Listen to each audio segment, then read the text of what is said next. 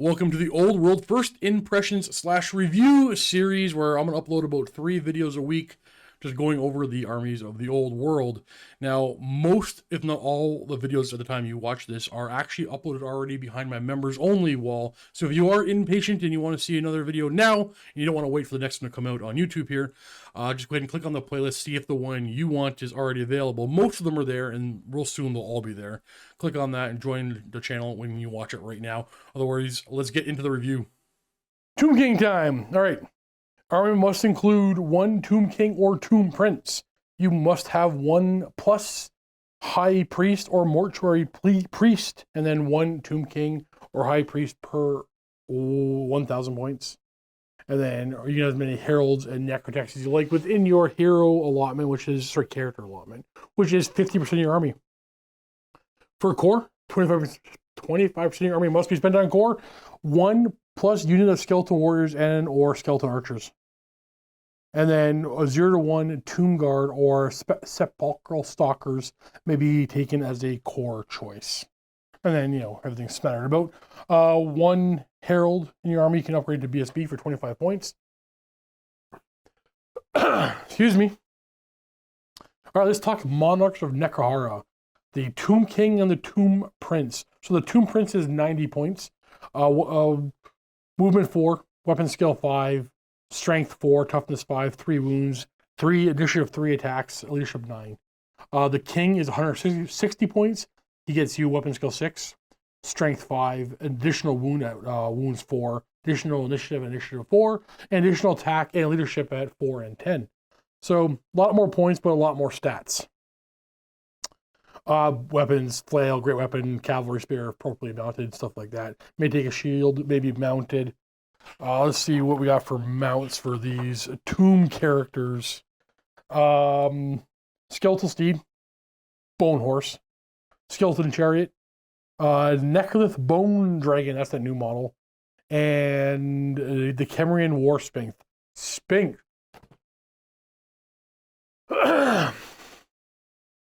You have to forgive me, I'm coming off a cold.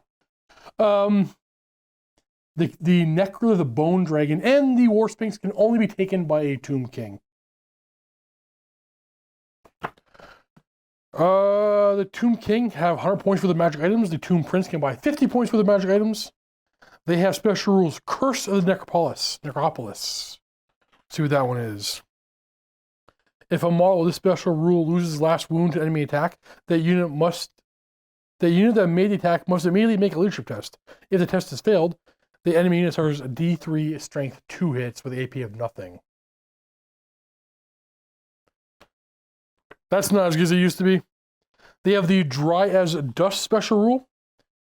Each time a model with this, so if they lose a wound to attack with a flaming attack special rule, because they're dry as dust, you roll a die. At a 4+, they take an additional wound. They are flammable, which means they don't get regeneration. They are indomitable 2, which means they crumble 2 less. Let me double check that. Yeah. So they're, I'll get to that. They have the Nehekhara undead, which means they have fear, they're immune to psychology, they're unbreakable and unstable. Unstable is you lose wounds compared to the common result of difference. But with the Tomb King, the Indomitable 2 is -2 to that. So they're not going to lose a lot of wounds when the Tomb King is in a unit. They have the regeneration of 5+ built in, but they are flammable, so. They have My Will Be Done. During the command sub-phase of the turn, a character may attempt to exert their will upon those around them by making a leadership test, using their leadership. If the test is passed, choose one of the following modifiers. Until your next start of turn subphase, this character, their mount, and any unit they have joined gain that modifier to a maximum of 10. So, do a leadership test at getting either D3 movement, +1 weapon skill, or D3 initiative. Not bad for free ability. And they have the Kopesh special rule. I don't even look it up, I know that one. Any hand weapon used by this guy is AP 1. Solid. Tomb Heralds. Oh, that's right, they are the BSB. What did I read over here? A single Royal Herald can be, okay. So Tomb Herald is weapon skill 4, strength toughness 4, 2 wounds, 3 initiative, 3 attacks, leadership 8, for 60 points. They have hand weapon and light armor. They can buy various weapons, flail, great weapon, halberd, cavalry spear if they are appropriately mounted. May take a shield, may be mounted. May purchase magic items worth up to 75 points. They have the Banner of the King special rule. The Banner of the King replaces the Hold Your Ground rule given the Warhammer. Oh, okay. So they don't need to hold your ground because they're immune to psychology, unbreakable, and unstable. So Hold Your Ground, friendly units within the Battle Standard's command range may reroll any failed leadership test. In addition, friendly units within the Battle Standard Bearer's command range reduce the number of wounds lost to unstable rule by D3. It specifically says it's not commutative with Indomitable. Use the highest one. Any other Sworn Protector switch rule. Should a Monarch of Nehekhara, so a Tomb King or Tomb Prince, suffer a hit while within 3 of this model, you may choose to transfer the hit and all of its effects to this model instead. That's pretty good. Otherwise, they do have the regeneration of 5+, Indomitable 1 built in. They have the Khopesh, flammable. Khopesh is, remember, AP1 for hand weapons. Hand weapons only. 60 points. This guy's an auto-include. So I love Tomb Kings. Royal Heralds, auto-include. Does he only have 1?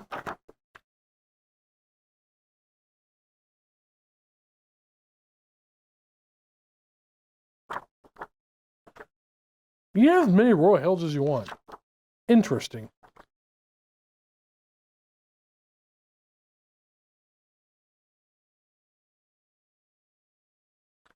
You can upgrade a Herald to be your Battle Standard Bearer for 25 points. He allows him to buy a magic banner.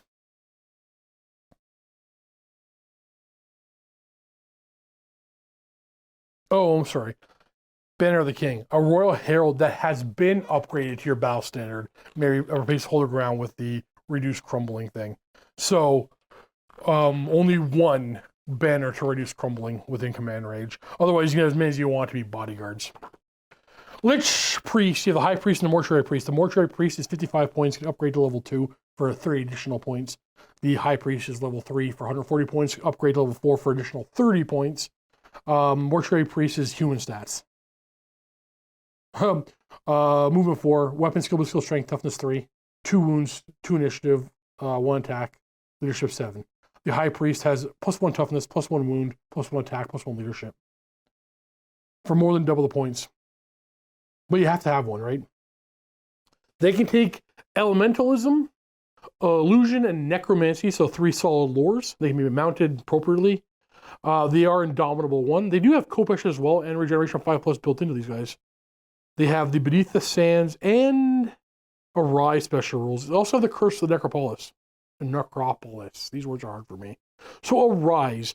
During your command subphase of the turn, if they're not engaged in combat, this character may attempt to resurrect the fallen. See page 154. It tells you how to resurrect them. You have to resurrect champions, banners, musicians, rank and file in that order, if appropriate. So you make a leadership test. If the test is passed, a single friendly unit that has the Nekharan Undead special rule, that's everything in this book, within 12 of the character recovers the number of lost wounds. However, magic repairing gigantic undead constructs are much harder than raising skeletons from the sand. Therefore, how many wounds are recovered depends on the unit's troop type and the character level of the wizard. So, if a unit troop type is regular infantry, heavy infantry, swarms, the number of wounds recovered is the wizard level plus D3, so up to 7 models. If it's light cav, heavy cav, war beasts, it recovers level of the wizard plus 1, so up to 4. So, up to 5 actually, level 4 plus 1.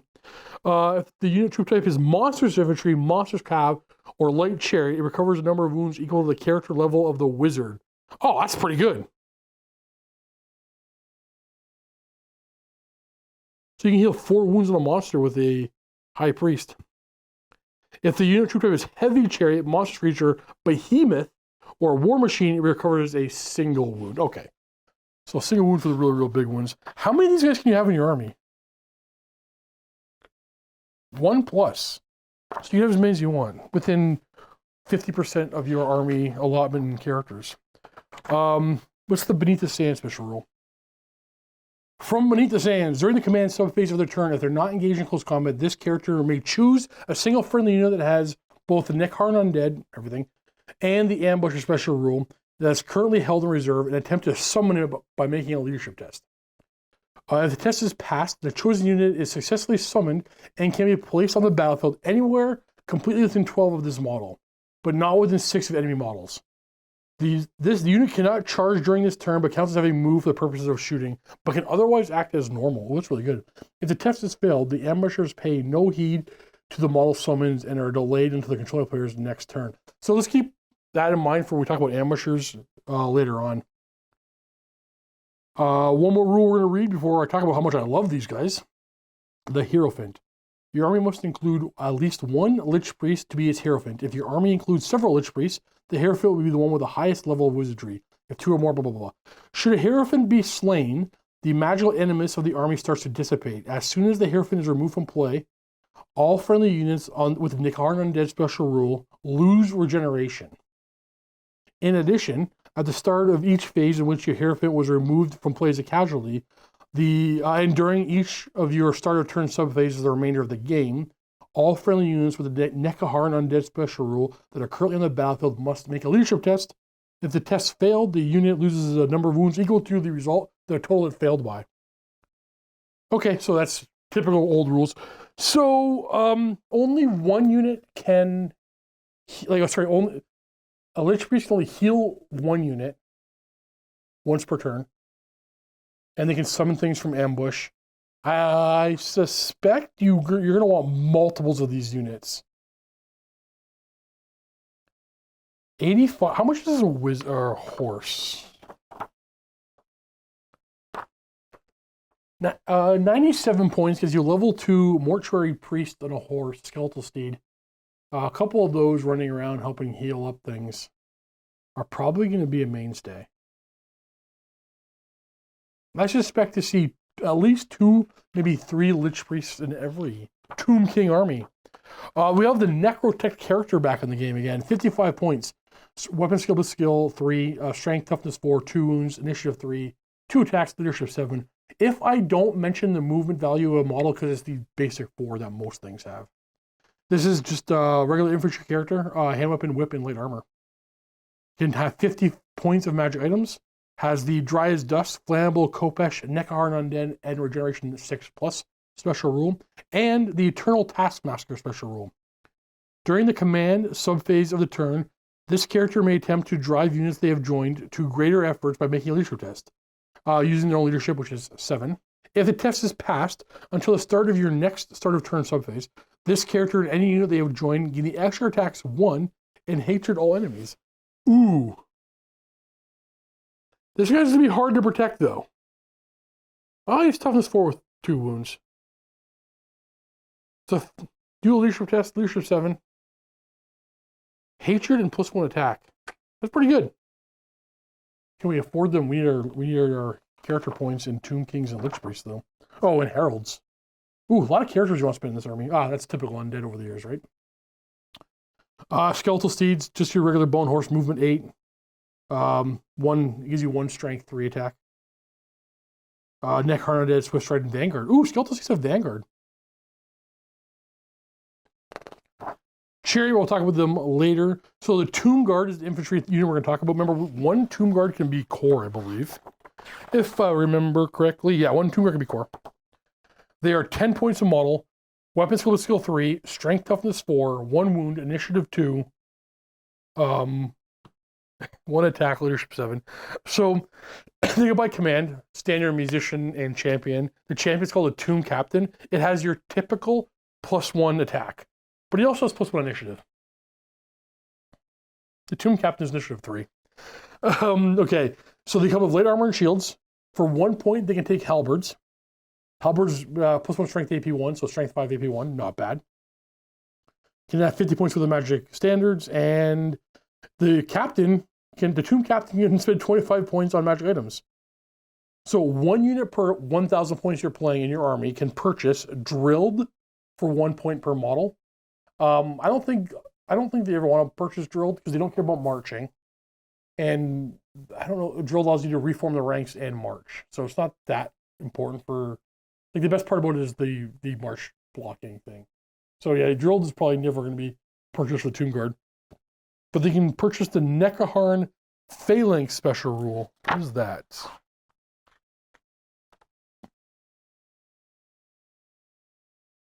So if you have closed order, which they do,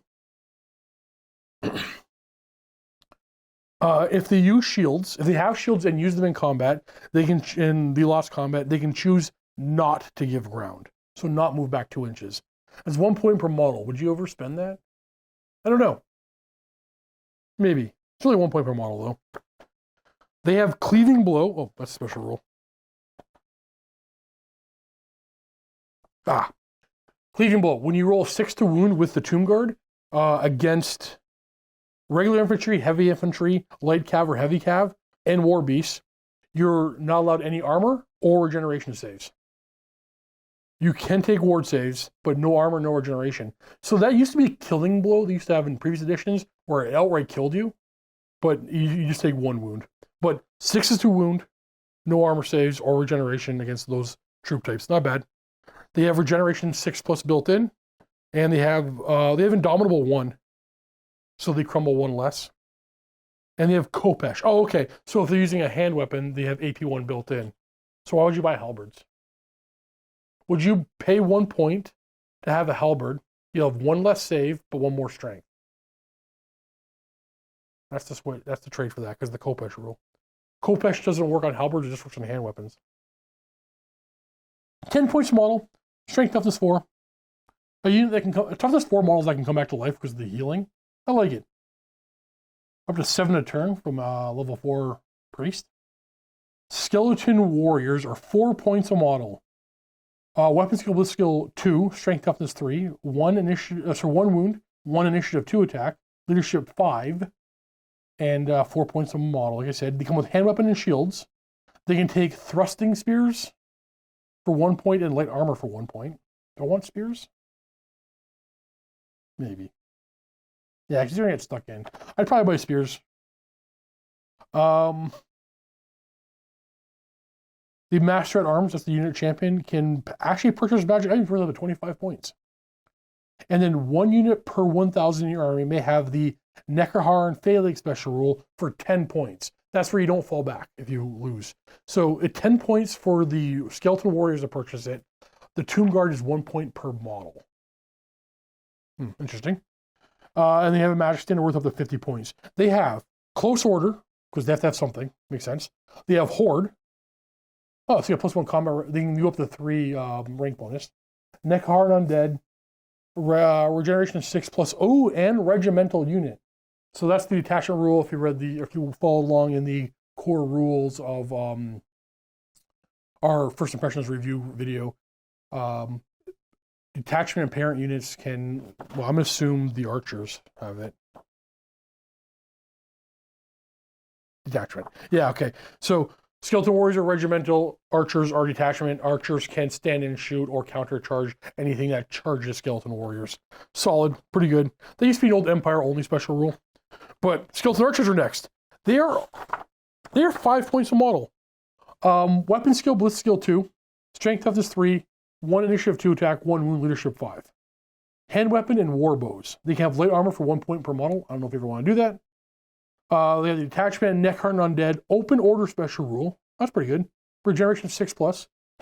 And arrows of the Asaph, which means they ignore all modifiers for shooting. Whenever they roll to shoot with their bows, they hit on 5s. Stand and shoot 5s. Moving and shooting 5s. Moving and shooting long range, hit on 5s. They hit on 5s. They're magical. 5 points a model. I can see amassing, and they have open order. So that means they get pivot basically into their movement. These are real good. So the unit size is 10+, unless they're a detachment. Then it's 5+. But they are a detachment. They have skeleton skirmishers for 4 points a model. They have the same stats of the skeleton warrior or even archer. But, interestingly enough, they have one more movement. They're movement 5, but they're one less leadership than leadership 4. 4 points a model. You can buy a war bow. You can buy a war bow or a shield. 1 point per model. You can buy them both, actually. And you can have ambushers. With 0 to 1 unit in your army, you can have ambushers for 1 point per model. I really like that. They have the arrows of the assassins. They hit on 5s. They have the chariot runner special rule. Not important here, but keep that in mind for, like we did the core. It's not important here. It means chariots can basically move through them. They have Nehekhara Undead, Regeneration 6+ Skirmishers, and Vanguard. I'm not sure how to use these yet, but I'm going to try when I get mine up. Let's look at Ushabti. They are 49 points a model for monstrous infantry on 40x40 mil bases. Unit size 3+. They have ritual blades and heavy armor. They are movement 5, weapon skill 4. Sweet. Strength and toughness 4. 3 wounds, initiative 2, 3 attacks, and leadership 8. The entire squad may replace ritual blades with great bows for free. And you have a champion. So they have heirs of Asaph, so if they have a bow. Close Order, Indomitable 1. They have Khopesh, so these are their hand weapon. They're AP 1. Nehekhara Undead, and Regeneration 6+. So the Ritual Blade requires 2 hands, strikes last, strength +2, so strength 6, AP 3. I haven't seen a whole lot of AP 3 in this game so far. The Great Bow is 30-inch range, strength 6, AP 1, Armor Bane 2, so 60 wound or AP 2. You do 2 damage per, and volley fire, so you can fire in 2 ranks. Sort of. Wait, does Heirs the Asaph ignore all modifiers, or...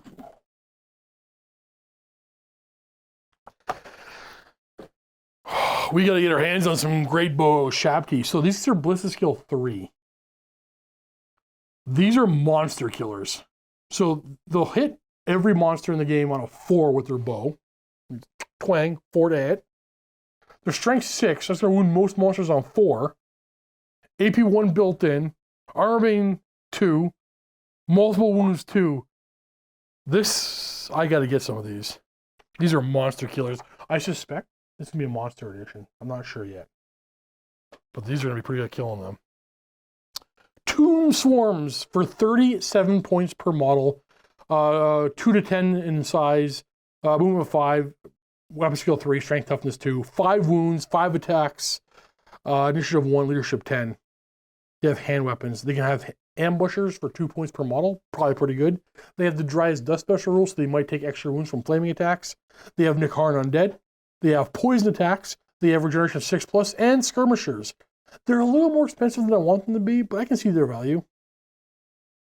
You can ambush them. And have, like, priests summon them up where they need them. Carrion. You know what? Our studio carrion went missing.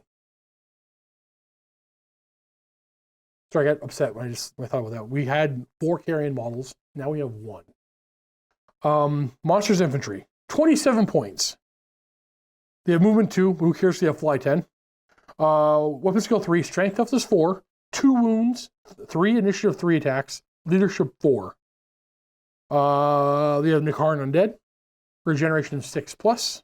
Skirmishers and Swift Stride. I think these things are an auto-include. Too bad ours are missing. Skeleton Horsemen. Ooh, okay. Skeleton Horsemen are skeleton stats. Weapon skill +2. Strength toughness 3, 1 wound, initiative 2, 1 attack, leadership 5 for 11 points a model. They are heavy calves. They get rank bonuses at 4 models wide. But they are unit size 5+. They have hand weapon and shield. They can take cav spears and they can buy light armor. These are both 1 point upgrades. Standard command, standard musician, horsemaster. Horsemaster may take 25 points of magic items. And then 0 to 1 per 1,000 points of your army may have the counter charge special rule plus 1 point per model, and purchase magic standard worth up to 50 points. They have close order. They have horde. What? So heavy cav can have +1 rank bonus. Because they're Horde and Heavy Cav, they got +2 rank points. I don't think you're ever going to do that.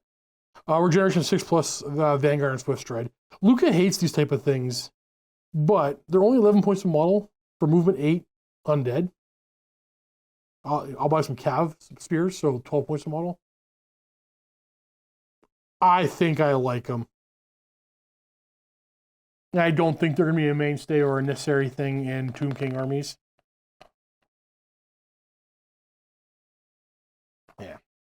I like them, though. Skeleton Horse Archers are light Cav. Oh. Both these Cav are on 25 by 50 mil bases, the old size.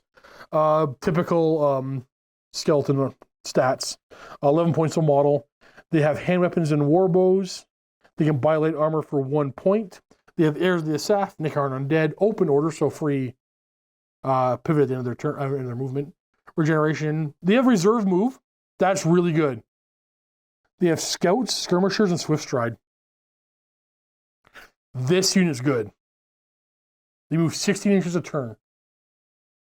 For an army that can't march, these guys technically can march. No, they don't march. So they move 8, shoot, move 8 again. And they move freely because they're skirmishers. These guys are good.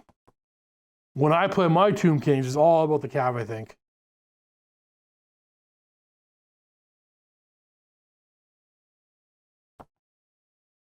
Skeleton Horse Archers, man, that's where it's at. Necropolis Knights. These are like the little tomb guard that ride the big snake beast things. These are monstrous cavalry. They're 54 points a model. The knight itself is weapon skill 4, 2 attacks at strength and toughness 4, 3 wounds, initiative 3, and leadership 8. The serpent, their mount, adds 3 additional strength 5 attacks. So the unit size is 2+. They're on chariot size bases. They come with cavalry spears, light armor, and shields. So their special rules: armored hide 1. So basically, add +1 to the save. So light armor and shield is 5 up save. Armored hide 1, 4 up save for these models. Cleaving blow, that's for the guys on top, not the mounts. 6 to wound, no armor or regeneration for wounds they inflict on infantry and cav war beasts. Impact hits 1, they slam India. They are indomitable 1, so they crumble 1 less innately. They have the Kopesh rule, even though they have cavalry spears.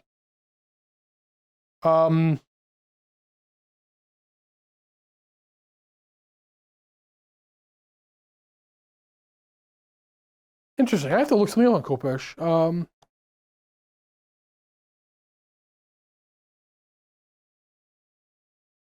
Okay, never mind. It's hand weapons on the unit have the AP1, and the lashing tails, the Necro Serpent, count as hand weapons. It says here counts as hand weapon. Like, I wonder if the Kopesh applies there, but Kopesh specifically does not apply to your mount. Okay, the mount has poisoned attacks, so 6s to hit, automatically wound. The unit has regeneration of 6+ and Swift Stride. Okay, 3 toughness 4, 4 up save. 54 points a model. Movement 7, Swift Stride.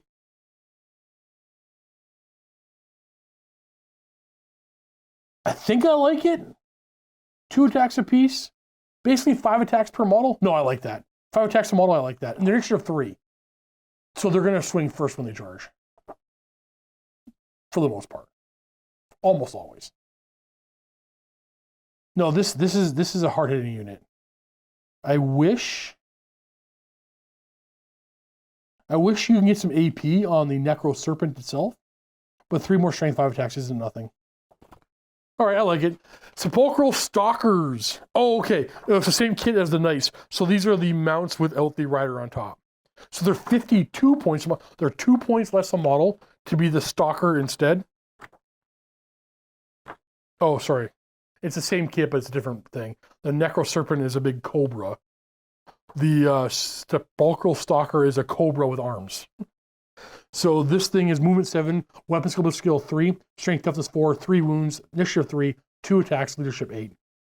Same size cavalry base. They have hand weapons, writhing tails. They have halberds, petrifying gaze, and heavy armor. They can purchase ambushers at 2 points per model. Close order, indomitable 1. Nice. Nehekhara Undead, Regeneration, Swift Stride.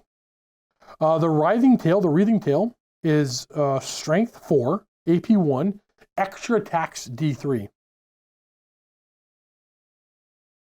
So use that in addition to their halberds. Nice. Because their halberds will be Strength 5, these will be Strength 4. So 3 to 5 attacks per model for 52 points. But they also have the Petrifying Gaze special rule, range 18, Strength 2, no AP, magical attacks, and it does D3 wounds. When making a roll to wound for attack with this weapon, substitute your target's toughness with its initiative. So you roll against their initiative at Strength 2. Oh, okay. That's not bad. No armor save is permitted against attacks or against wounds caused by this weapon. But you have to roll to hit normally. Really? So 18-inch range, they're going to have -1 for moving, -1 for over half range, probably. So it's going to be hitting on 6s more often than not. If it's not hitting on 6s, you probably charged. Okay. So the Petrifying Gaze is kind of useless. Maybe it's not. Oh, it's good for ambushing and stuff. I think this kid's just better off spending the points on the Necropolis Knights. The Stalkers, I'm not loving. But maybe I play them and I end up loving them. All right, let's talk Skeleton Chariots. That's what we're here for, Tomb Kings, right? 43 points a model. 2 skeleton crew. The Chariot is Strength Toughness 4 with 3 wounds. Chariot crew is skeleton stats, but their leadership's 7. Oh, and the rough scale 3, not 2. And then 2 skeletal steeds. They come with cavalry spears and warbows. And you can buy command. They can purchase magic standard worth of 50 points. The chariot here, the master chariot here, can have a magic item worth of 25 points. Heirs of the Asaph hit on 5s with their bows. Dry as dust. So when flaming hits them on a 4+, extra damage. They have the horde special rule. What? They are light chariots, so they can unit size is 1+. Oh, okay, give them horde. They have impact attacks D3. Nehekhara Undead, open order. So you have a unit of them at the end of their movement, they can still do that pivot. So they're very mobile. Regeneration 6+ and reserve move. I love reserve move. Remember, that's at the end of the shooting phase. So long as they didn't charge or march, which they can't march anyway, they move again. They move 16. They move 16 inches a turn. And they have Swiss Stride. Okay, 43 points a model. Love it. Love it. Can I try an army of chariots? Is it time for an army of chariots? Necrolith Bone Dragon. He is 195 points. He is an add-on to a character. So who can mount him? Okay, so a Tomb King or a High Priest can mount the Bone Dragon. The Bone Dragon gives you +1 toughness and +5 wounds. So let's see how Tomb King on a. So 9 wounds if it's on a Tomb King. That's a lot of wounds. So the Bone Dragon is movement 6, weapon skill 4, 5 strength 6 attacks at initiative 2 for 195 points. It's on the massive base, 100 by 150. It has Wicked Claws, the Breath of Desiccation, Dragonic Bones. Ooh, counts as full plate armor. So it is 4 of armor. Nice. Close Order, Cloud of Dust, Dry as Dust, so 4+ on flaming attacks, extra wound. Fly 9, Indomitable 2, Large Target, Nehekhara Undead, Stomp Attacks D6, Swift Stride, and Terror. It is a behemoth, so its Stomp Attacks are at AP2. Cloud of Dust special rule is any enemy models that target this model during the shooting phase suffer an additional -1 to hit modifier. His Wicked Claws are Strength 6 AP2. His Breath of Desiccation is Strength 3 AP2. Magical attacks, 2 wounds apiece.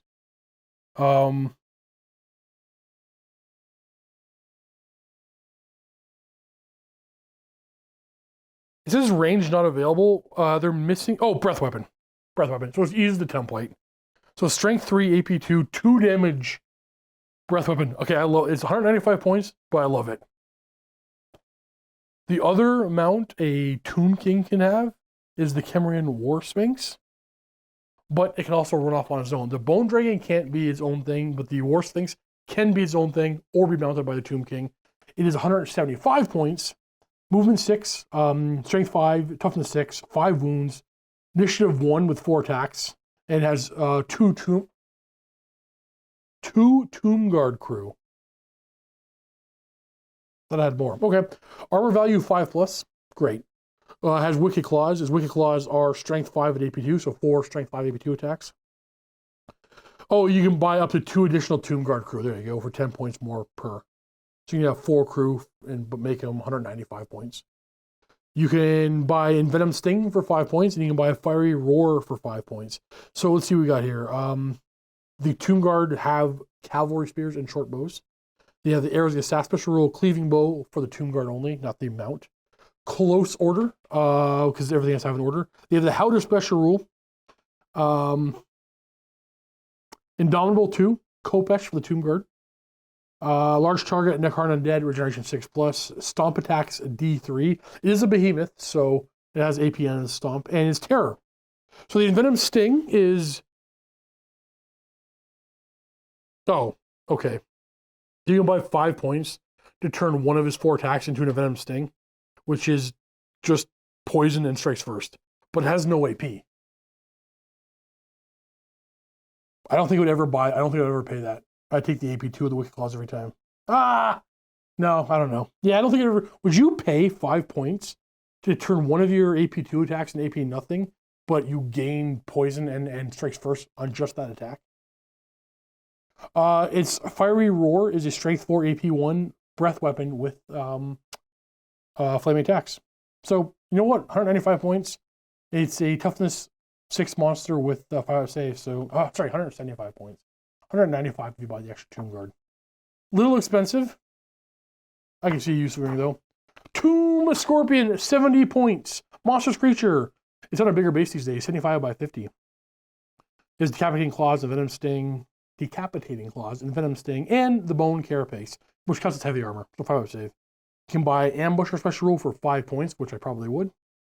Close Order, Indomitable 1. Magic Resistance 1. There's a dead priest embedded in his back, so he's harder to cast spells on. Necrotects Undead, Regeneration 6 up. Stomp D3, Swift Stride, and Vanguard. So its weapons are 4 Strength 5 attacks that are AP2, with Killing Blow and Monster Slayer. 6 to wound, pretty much everything just dies. Monster Slayer, 6 to wound, dead. And the Envenom Sting. Poison attack and same as the last guy's Envenom Sting.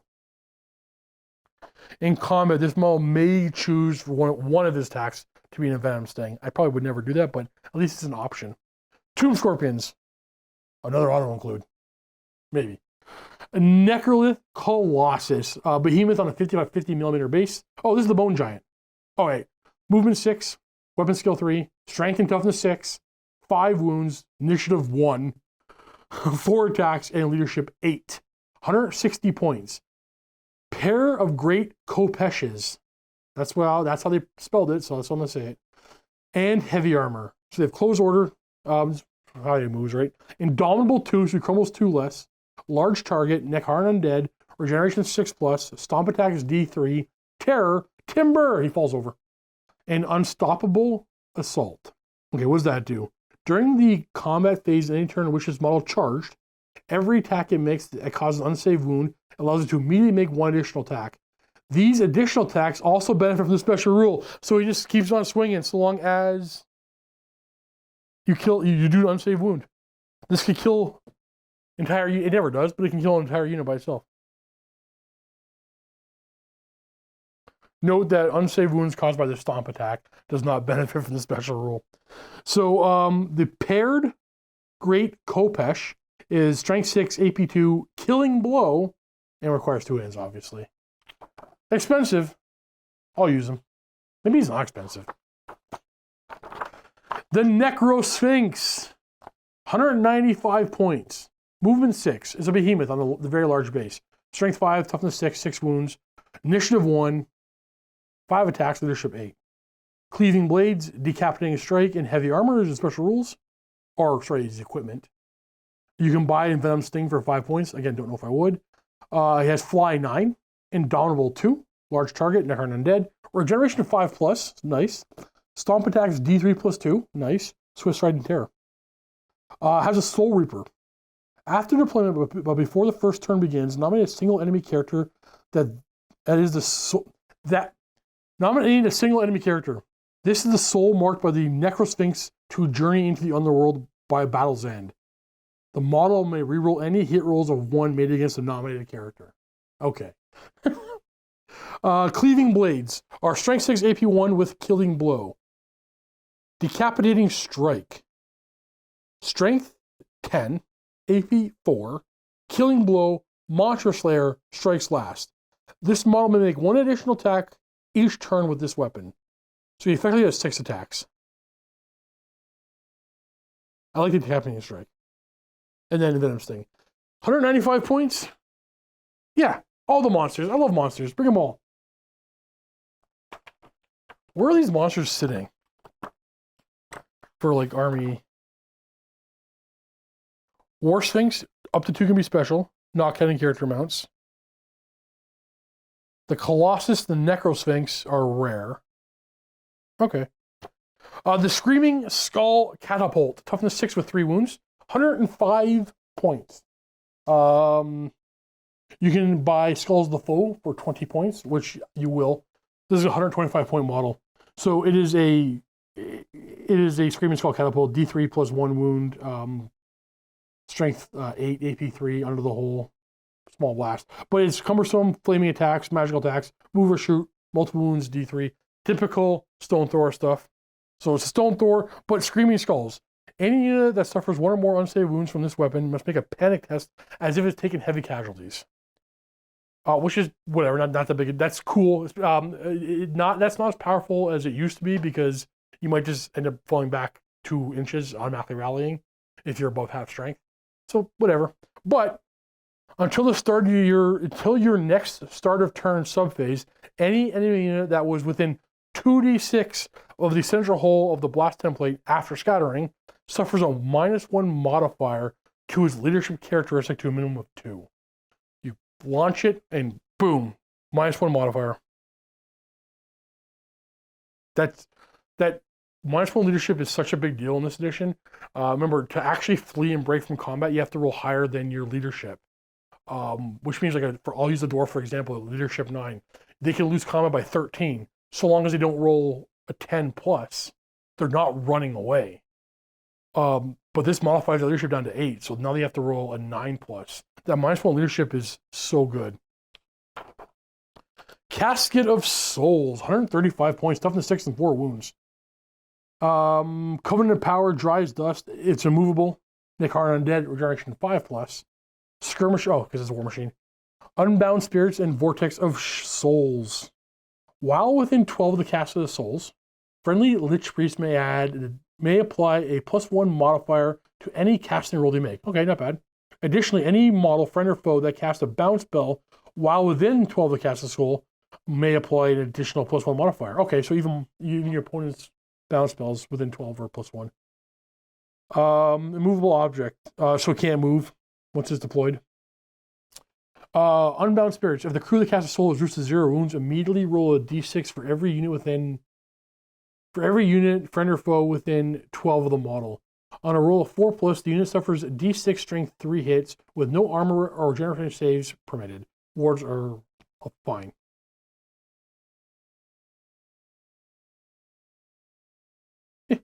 You don't want to release the spirits when you kill this thing. Stay far away from it when you kill it. Okay, so it has the Vortex of Souls bound spell. It's power level 3. Oh, sorry. Vortex of Souls, it can do 2 things. They're both cast at power level 3. The first one is Light of Death. It's a magic missile with casting value of 7 and a range of 36. The target enemy unit must immediately take a leadership test. If the test is passed, the unit suffers D3 strength 3 hits at AP 1. However, if the test has failed, suffers D6 plus 3 strength 6 hits with multiple wounds 2 special rule with no armor or regeneration permitted. But you can't take ward saves. Okay. Light of protection. Can you do both or one or the other? No, you can do both. All right, the other one is an enchantment with the casting value of 8. Range itself remains in play while the bound spell is in play. This model and any friendly unit within 18 of this model gains a 6-up ward save against any wound suffered. In addition, while this bound spell is in play, enemy units suffer -1 modifier to any rolls of the hit made against this model or any friendly unit within 18 of this model. What? However, if this model casts the Light of Death bound spell, the bound spell will immediately expire. Okay. So, because it's an enchantment, you cast the Light of Protection in your starter turn, basically the start of the turn. And Light of Death is Magic Missile, you would cast it in your shooting phase. So if you turn your buff on and then you try to do your Light of Death, it's gonna turn off your buff. That buff is powerful though.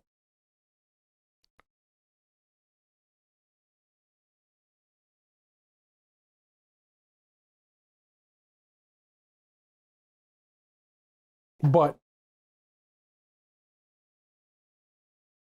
it remains in place. It's not actually that powerful now I think of it. Okay, so you cast Light of Protection on your turn. Until you started your next turn, you have a 6-up ward save and your -1 to hit. So if it's far up, only with an 18. If it's far out of the field and you're going to charge into combat, you're going to benefit from all those buffs. From your either next ward, -1 to hit, pretty good buff. But your opponent's next turn, they're immediately going to dispel it. It's only 8 to cast, so they're probably going to dispel it. I'm not saying it's bad. It's just not like, oh, it's always going to be there helping you. 135 points, though. I use this.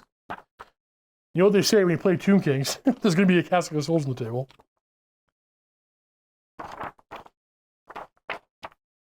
Magic items. The Destroyer of Eternities is 75 points. Strength +2, AP2, killing blow, magical attacks. Requires 2 hands and strikes last. Okay. Well, let's see what else it does, because other than that, it's not worth 75 points, right? Rather than attacking you normally, the wielder of Destroyers of Eternity may choose to make a special scything attack. If they do so, the enemy unit they are directing their attacks against suffer D6 automatic hits using Destroyer of Eternity's profile. Why would you... What? The only model that can take it...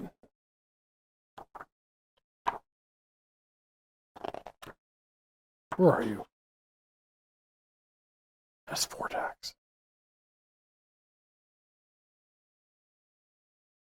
So the only model that can take this has 4 attacks.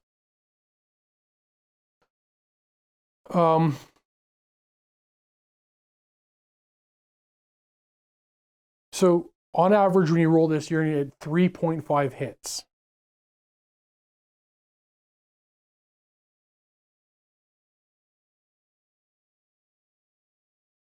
But if you roll your attacks on your Tomb King, you're going to hit on 3s. You're going to average like 3 hits anyway. Why would you... What? What am I missing? You're paying 75 points for a great weapon that's killing blow and magical attacks and can choose to do D6 hits instead of rolling to hit.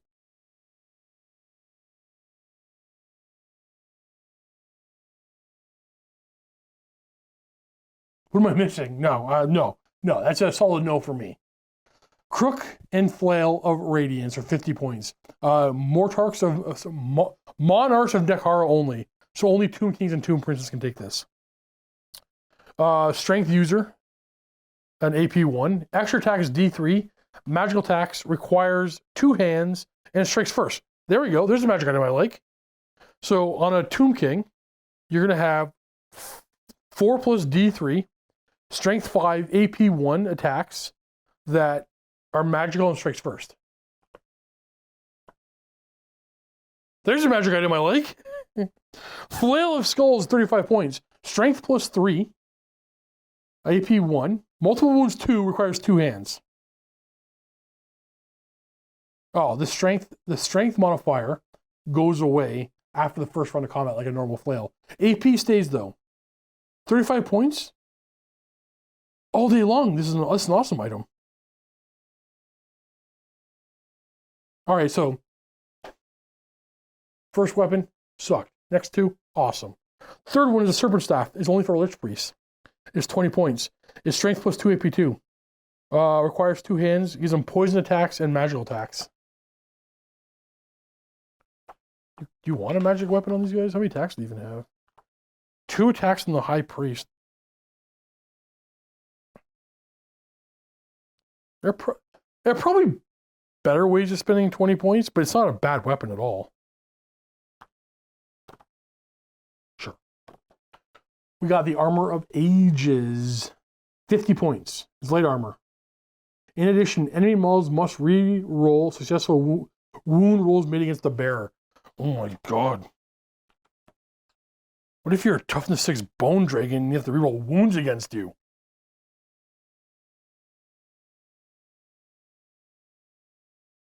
Alright, good item.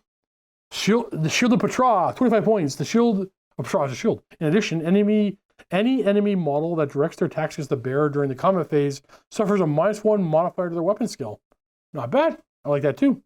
Crown of Kings for 30 points. It's a common item, so you have multiples in your army. Only Tomb Kings and Tomb Princes can wear them. During the command sub-phase of the turn, if they're not engaged in combat, the wearer of the Crown of Kings may attempt to resurrect the fallen. Ooh! In tests is passed, a single friendly skeleton warriors or archers or horsemen or horse archers, whatever, in command range recovers D3 plus 1 wound. I would. It comes in your magic item allotment, but every Tomb King or Prince I have that has the spare points in magic allotment will buy one of these. Crown of Kings for everybody. The Collar of Shepesh for 25 points, single use.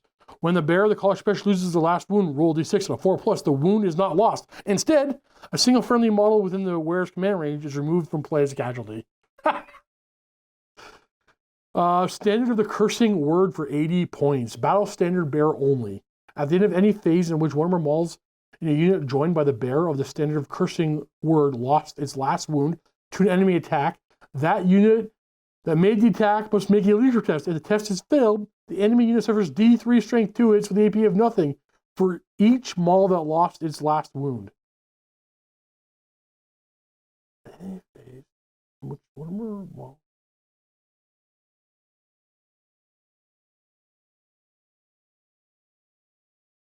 I hate this.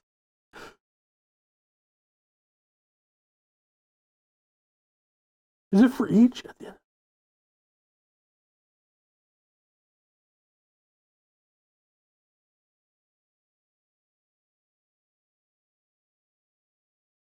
Okay, it's actually really good, but I hate it. So you have 20 Tomb Guard in this standard walking up the field. I shoot my bows. I kill 5 models with my bows. And I gotta do 5 leadership tests from my archers. Every test I fail, I take D3 strength, 2 hits, AP nothing. I'm in combat. I kill 15 in combat. I'm not killing that many. I kill 5 in combat. At the end of the combat phase, I take 5 leadership tests, and every one I fail, D3 strength, 2 hits. Like, it's not crazy overpowered. I just don't like slowing down the game at 5 leadership tests. I would use it to annoy my enemy. Icon of the Sacred Eye for 50 points. A unit carrying this has +1 modifier to weapon skill to a maximum of 10. I'd buy that. Unless making a charge move. Oh, sorry, the Icon or Calf. 40 points. Unless making a charge move, a unit carrying the Icon of Calf may perform a single reform at any point during its movement. Oh, that's also pretty good. Especially with things with, like,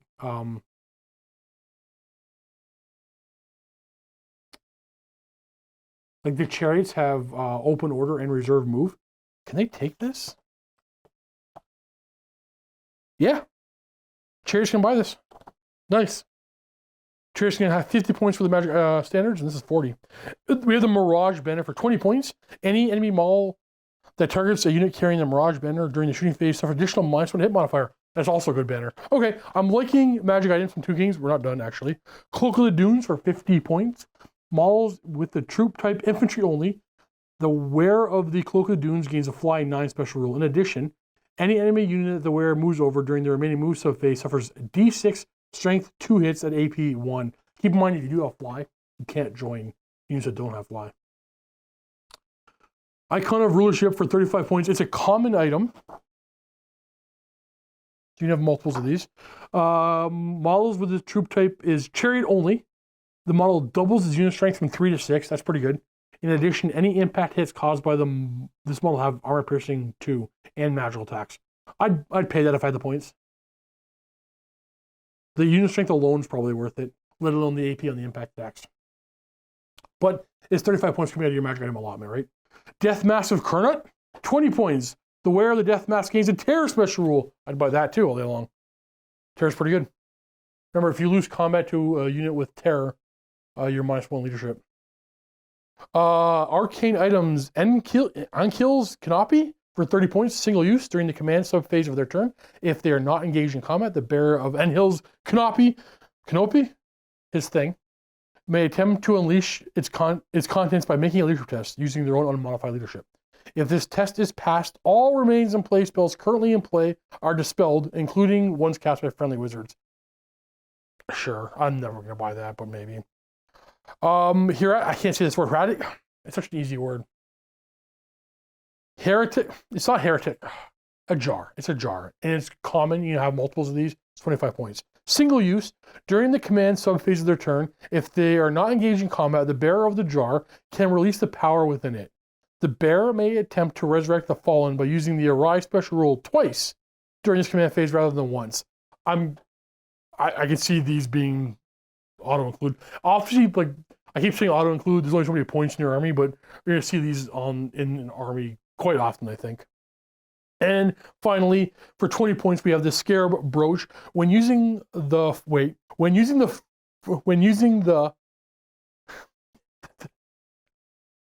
punctuation's not great.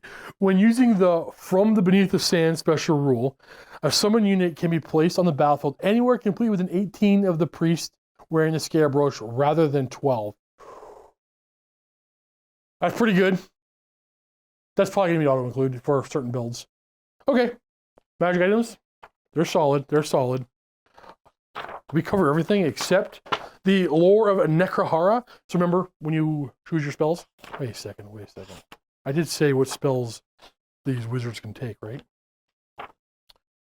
Where are you? Next page. Oh yeah, Elemental, Illusion, and Necromancy. Yeah, we talked about that. When you roll your spells, you can swap from the signature from the lore you got, or from one of your particular lore. So you can have Elementalism with lore Nehekhara signature spells, because all these spells are signature. I don't know why I keep explaining that. So we have Daft's Incantation of Cursed Blades is an enchantment with a casting value of 7 for range yourself. Until your next start of turn subphase, any friendly unit that has a Nehekhara Undead special rule that is within the caster's command range may reroll hit rolls of 1. Okay?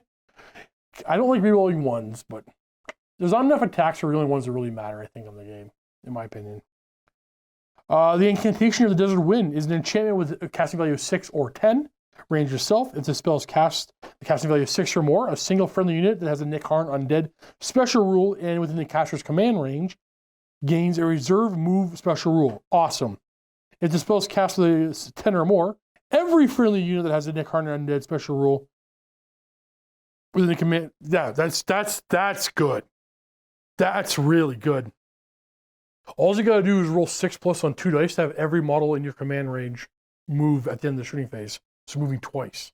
Basically marching. I like that.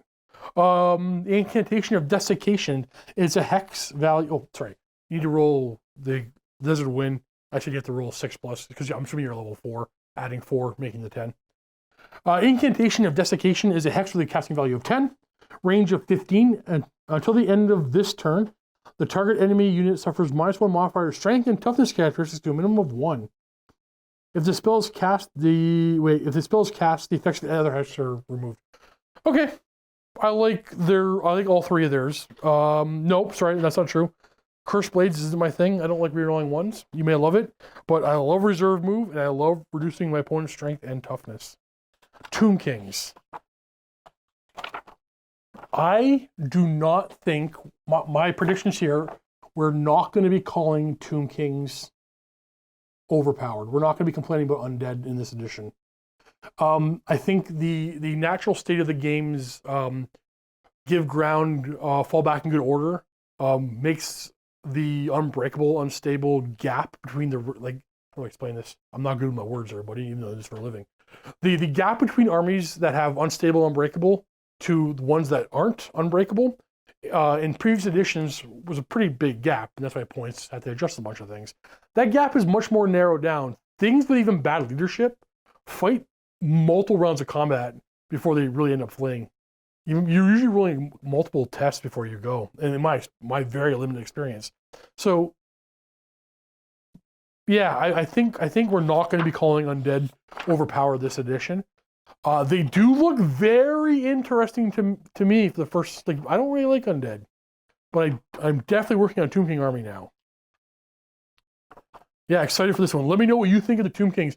Do you think your Tomb Kings are going to play like they were before? If you've never played the game before, is Tomb Kings the army for you? Any cool combos you found? Let me know. Well, thank you so much for watching. Hope you enjoyed the video. There are plenty more just like it ready for you to watch right now. All the names you see flying by right now are the Rock Jocks and Peak supporters, our channel members that do help support the channel a little bit more than the average member. Think about joining the channel. It does help us keep making these videos.